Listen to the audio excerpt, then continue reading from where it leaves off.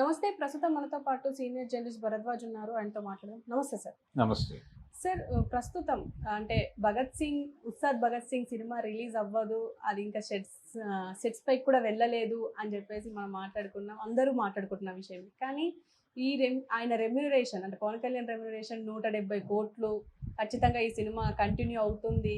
హరీష్ శంకరే కొనసాగిస్తున్నారు అని చెప్పేసి కూడా అంటున్నారు. దీని గురించి మీరేం చెప్తారు? అంటే హరీష్ శంకర్ ఈ సినిమా తీయటానికి ఉత్సాహంగా ఉన్నాడు. అయితే ఇక్కడ కండిషన్ ఏంటంటే ఆయన హరిహర వీరమల్లు కంప్లీట్ చేయటమే గగనంగా కనిపిస్తోంది.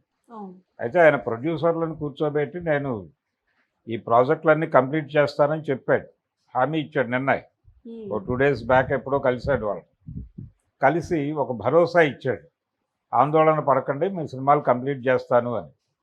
ఇదే మాట ఆయన పదవి చేపట్టిన రోజు కూడా చెప్పాడు. ఒక 3 నెలలు నేను చాలా కాన్షియస్గా దీని మీద ఉంటాను, ఆ తర్వాత మీకు నెమ్మదిగా ఫేజ్ మేనర్లో 3 కంప్లీట్ చేస్తానని ఆ రోజున చెప్పాడు ఆయన. కానీ అవ్వలేదు. సంవత్సరం అవుతోంది. ఇప్పటి వరకు ఆయన ఓజీ కోసం డేస్ కేటాయించారా లేదా అనేది తెలియదు. అయితే వీళ్ళు అక్కడే షూట్ చేయడానికి ప్రిపేర్ అయి ఉన్నారు. తాడేపల్లి ప్రాంతంలోనే సెట్స్ వేసుకుని ఓజీ బ్యాచ్ ఉంది. అలాగే వీళ్ళు కూడా ఆ ఏరియాలోనే ఉన్నారు, హరిహర వీరమల్లు కూడా. అయితే కావడం లేదు, అది షూట్ కావడం లేదు. ఇంకా 2 days 3 days చేయాల్సి ఉంది ఆయన ప్యాచ్ వర్క్. అది చేస్తారో చేయరో అనేటువంటి ఒక సందిగ్ధం నడుస్తోంది. ఆయన షూట్లో పాల్గొంటున్నట్లుగా ఎక్కడ ఏ రకమైనటువంటి వార్తలు లేవు, ఫొటోస్ ప్రదర్శనలు అలాంటివి కూడా ఏం కనిపించట్లేదు. అందుకని ప్రజలకు అనుమానం ఉంది, ఈ ప్రాజెక్ట్ ఉంటుందా ఉండదా. అంటే ఇవి రెండు చాలా వరకు కంప్లీషన్ స్టేజ్లో ఉన్నాయి. వాళ్ళకి 15 రోజులు ఇస్తే సరిపోతుంది అంటున్నాడు ఆయన ఓజీకి. ఇక్కడ 3 రోజులు ఇచ్చినా 2 రోజులు ఇచ్చినా చాలు అంటున్నారు. అవి ఇవ్వకపోయినా ఇది కంప్లీట్ చేసి రిలీజ్ చేస్తారు, తప్పదు. ఇది హరిహర వీరమల్లు పార్ట్ 1 కాబట్టి ఇది రిలీజ్ చేసేసి మిగిలింది సెకండ్ పార్ట్లో చూసుకోండి అంటాడు ఆయన. సో అది పర్లేదు. కానీ అసలు ఇప్పటిదాకా సెట్స్ మీద సీరియస్గా వెళ్ళని సినిమా ఉస్తాద్ భగత్ సింగ్. అది కూడా అంటే ఎలక్షన్ కోసం ఆయన కొంత డబ్బులు ఖర్చు పెట్టాడు, దానిలో వాళ్ళ వాటా కూడా ఉంది అని అందరికీ తెలుసు. మైత్రి మూవీ మేకర్స్ నుంచి కూడా కొంత డబ్బులు ఎలక్షన్ ప్రచారం కోసం వచ్చినాయి. కాబట్టి ఆ సినిమా చేసి తీరాల్సినటువంటి ఒక పరిస్థితి ఉంది ఆయనకి. అది రెమ్యూనరేషన్ 172 కోట్ల 200 కోట్ల అనేది క్లారిటీ లేదు. కానీ అయితే పవన్ కళ్యాణ్ మార్కెట్ ఏమిటి అనే దాన్ని బట్టి రెమ్యూనరేషన్ డిసైడ్ అవుతుంది. నేను అనుకోవటం ఈ బయటకు వచ్చినటువంటి ఫిగర్ అది వాస్తవం కాదు. ఆ రేంజ్ మార్కెట్ ఆయన ఈ మధ్య కాలంలో ఏ సినిమాలు కూడా రీచ్ అవ్వలేదు. ఆయన చేసినటువంటి వకీల్ సాబ్ పర్వాలేదు, కానీ ఆ తర్వాత చేసినటువంటి భీమ్లా నాయక్ ఆయనకి సక్సెస్ ఇవ్వలేదు. బ్రో అనే సినిమా కూడా సక్సెస్ ఇవ్వలేదు. 2 ఫెయిల్యూరే. ఆ 2 ఫెయిల్యూర్స్ మీదుగా పొలిటికల్గా హిట్ అయ్యాడు ఆయన. ఆ తర్వాత ఇప్పుడు ఈ ఇమేజ్ మీద ఈ సినిమాలు ఆడతాయనేటువంటి హోప్ ఉంది.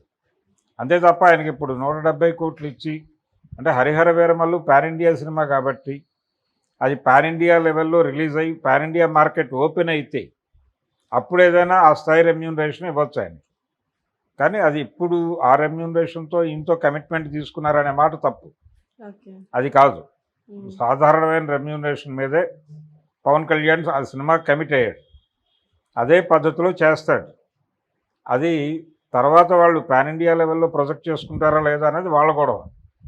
కానీ ఈ 100 కోట్లు దాటి రెమ్యూనరేషన్ చెప్తున్న మాట అవాస్తవం, అది కాదు.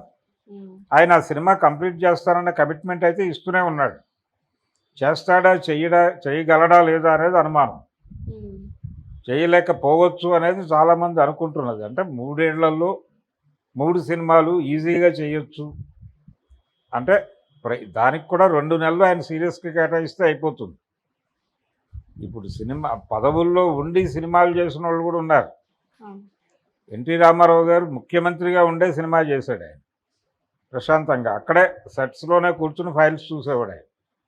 ఆ రోజుల్లో పేపర్లలో ఫోటోలు వచ్చేవి. ఆయన విశ్వామిత్ర గెటప్లో కూర్చుని క్యాబినెట్ మీటింగ్ జరిపేవాడు అక్కడే. అదే గెటప్లో కూర్చుని అక్కడ నేషనల్ ఫ్రంట్ లీడర్స్ వీళ్ళందరూ, విపి సింగ్ గారు వీళ్ళందరూ అక్కడికే వెళ్ళి మాట్లాడేవాళ్ళు ఆయనతో. ఆయన చైర్మన్, నేషనల్ ఫ్రంట్ చైర్మన్ ఆయన. ఆయన్ని కలవాలంటే జాతీయ స్థాయి నాయకులు ఆ సెట్స్కి వెళ్ళి ఆయన ఆ గెటప్లో కూర్చుని మాట్లాడేవాడు వాళ్ళతో. కాబట్టి చెయ్యాలి అనుకుంటే ఏదో పద్ధతిలో కంప్లీట్ చేస్తారు. కానీ ఈయనకేదో ఇంకా టెక్నికల్ ప్రాబ్లమ్స్ ఉన్నాయి. టెక్నికల్ ప్రాబ్లమ్స్ అంటే ఆయన ఆరోగ్యానికి సంబంధించిన ఇష్యూస్ కూడా ఏవో కనిపిస్తున్నాయి. ఈ మధ్య కాలంలో ఆయన క్యాబినెట్ మీటింగ్లో కూడా చాలా ఇబ్బందికరంగా కూర్చుని మాట్లాడారు. అంటే ఫీవర్తో ఉన్నాడు ఆయన, సెలైన్ ఎక్కిస్తున్నారు ఓ పక్కన, ఇవన్నీ బయటకు వచ్చినాయి వార్తలు. అందుకని ఆయన హెల్త్ కూడా అంత సహకరిస్తున్నట్టుగా కనిపించడం లేదు. పైగా సమ్మర్, ఈ కండిషన్స్లో ఆయన చేస్తాను అని చెప్తున్నాడు. కానీ ఎంతవరకు ఈ 2 సినిమాలు కంప్లీట్ చేసేస్తే ఈ హరిహర వీరమల్లు, ఓజీ ఈ 2 ఒక దశకు వచ్చి ప్రమోషనల్ యాక్టివిటీ సీరియస్గా మొదలైతే, కనీసం హరిహర వీరమల్లు రిలీజ్ అయితే కాన్ఫిడెన్స్ వస్తుంది జనాలకి. పవన్ కళ్యాణ్ సినిమాలు చేస్తున్నాడు పవర్లో ఉన్నప్పటికీ అని. ఆ కాన్ఫిడెన్స్ వచ్చిన తర్వాత ఈ మాట నమ్ముతారు.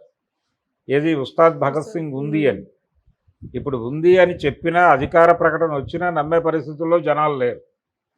చూద్దాంలే, ఆయన అలాగే చెప్తాడు, అప్పుడు అలాగే చెప్పాడు కదా అంటున్నారు. 3 నెలల తర్వాత నేను షూటింగ్స్ అన్నాడు ఆయన. 3 నెలలు కాదు, సంవత్సరం అయింది. ఇప్పటి వరకు ఆయన ఒక 17 నుంచి నెల రోజులు కేటాయించడమే కష్టంగా కనిపిస్తోంది ఆయనకున్న షెడ్యూల్స్ రీత్యా. అయినప్పటికీ వాటిలోనే వెసులుబాటు చూసుకుని రావాలి. కమిట్మెంట్ ఇచ్చున్నాడు. ఎన్నికలకు వాళ్ళ డబ్బులు వాడానని ఆయనే చెప్పాడు స్వయంగా. ఇది వాళ్ళు చెప్పిన మాట కాదు, మైత్రి మూవీ మేకర్స్ ఎవరో చెప్పలేదు. ఆయన చాలా ఓపెన్గా, నాకు ఉన్నటువంటి ఏకైక సంపాదనా మార్గం సినిమా, నా ఖర్చులు, నా కుటుంబ ఖర్చులు, నా పార్టీ ఖర్చులు అన్నీ సినిమా వాళ్ళే ఇస్తున్నారు, సినిమా డబ్బులే నేను ఎన్నికల్లో కూడా ఖర్చు పెట్టానని చెప్పాడు. మైత్రి మూవీ మేకర్స్ ఇచ్చారని చెప్పాడు. కాబట్టి ఖచ్చితంగా సినిమా చెయ్యను అని మాట మాత్రం చెప్పడు ఆయన. చేస్తాను అనే చెప్తాడు. అని చేస్తాడా చెయ్యడా అనేది అనుమానం. జనాల్లో కాన్ఫిడెన్స్ లేదు. జనాల్లో కాన్ఫిడెన్స్ రావాలంటే ముందు ఈ 2 ప్రాజెక్టులు కంప్లీట్ చేయాలి ఆయన. చేస్తే ధైర్యం వస్తుంది, చేస్తాడే, అప్పుడు నమ్ముతారు. ఆ నమ్మకం మీద కొంత డ్రామా నడిపి హరీష్ శంకర్ ఏదో పద్ధతిలో ఆ సినిమా నెలకి కనీసం ఒక 3 రోజులు 4 రోజులు టైం తీసుకుని ఒక 6 నెలల్లో పవన్ కళ్యాణ్ వరకు షూట్ చేసేసి మిగిలింది తర్వాత పెట్టుకోవచ్చు. అంటే చాలా సందర్భాల్లో సినిమాలు అలాగే జరుగుతాయి. ఎవరినైనా బయటకు పంపించేయాలనుకుంటే వాళ్ళ పార్ట్ వరకు షూట్ చేసి వాళ్ళని వదిలేస్తారు. ఆ తర్వాత ఏదైనా ప్యాచ్ వర్క్లో అవసరమైతే 1-2 రోజులు పిలిచి చేయించుకుని పంపించేస్తారు. అలాంటిది ఏదైనా చేసి ఆ సినిమా